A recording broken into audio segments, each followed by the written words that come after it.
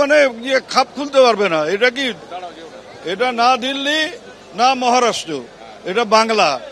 এখানে একটা কথা বলেছি যে হাঁটুতে জল জমে যাবে। যারা এসব করতে আসবে তাদের হাঁটুতে জল জমবে। যারা এখানে ভোটার লিস্টে জল দিতে যাবে তাদের হাঁটুতে জল জমানো হবে। হ্যাঁ, সাধারণ মানুষ করবে।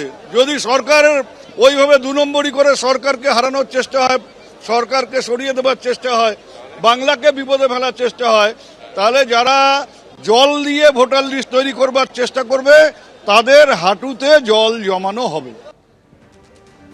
ভোটার তালিকা নিয়ে মুখ্যমন্ত্রীর মন্তব্য প্রসঙ্গে বিজেপি এবং কংগ্রেস কার কি বক্তব্য, আসুন শুনে নিন।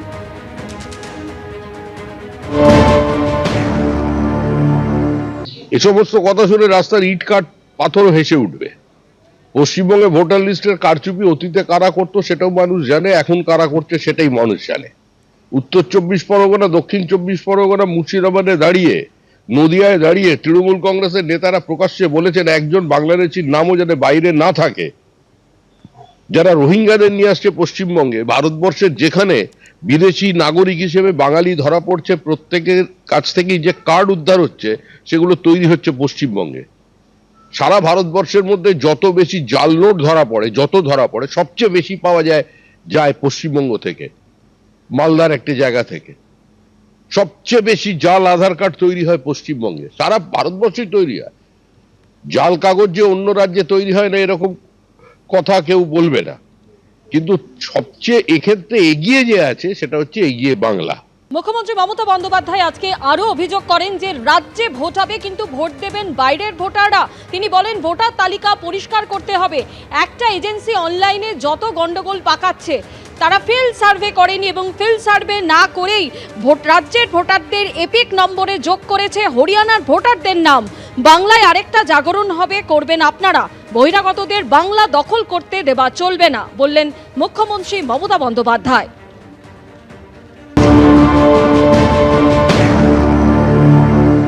ইলেকশনে যাবার আগে যুদ্ধকালীন কাজ যেটা করতে হবে, ভোটার লিস্ট ক্লিন করতে হবে।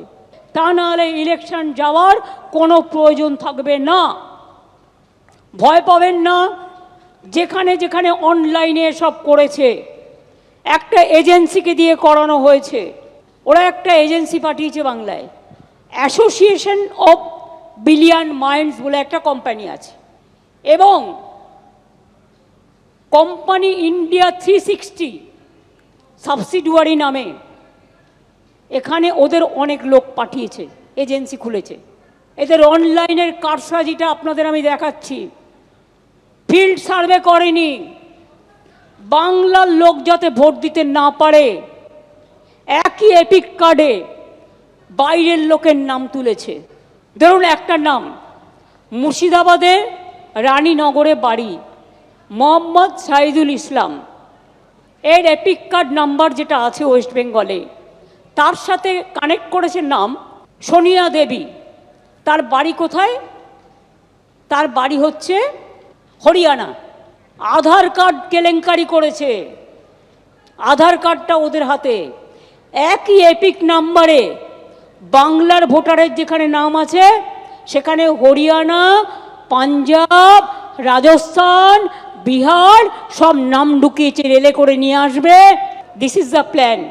অনলাইন দিল্লি থেকে করছে, ইলেকশন কমিশনের অফিস থেকে বসে এই করে দিল্লিকে হারিয়েছে, এই করে মহারাষ্ট্রকে হারিয়েছে। ওরা এই খেলাটা ধরতে পারেনি, কিন্তু আমরা এই খেলাটা ধরতে পেরেছি। বাংলার মানুষকেও আবেদন করব, আপনারা আপনাদের ভোটার লিস্টটা দেখে নিন প্লিজ, দয়া করে।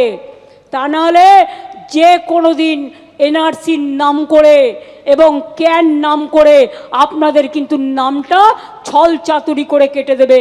আর যারা এই কাজটি করেছে আমি হাতে নাতে ধরবো কিন্তু ব্লকগুলো, কিন্তু তার জন্য আমার ডকুমেন্ট চাই, এভিডেন্স চাই। অনেকে আরও তার দায়িত্ব পালন করেনি, সবাই করেনি এ কথা আমি বলবো না, অনেকে নিশ্চয়ই করেননি। তার কারণ তাদের জন্যই এই কাজটা সম্ভব হয়েছে, তারা ডেটা অপারেটরদের হাতে ছেড়ে দিয়েছেন।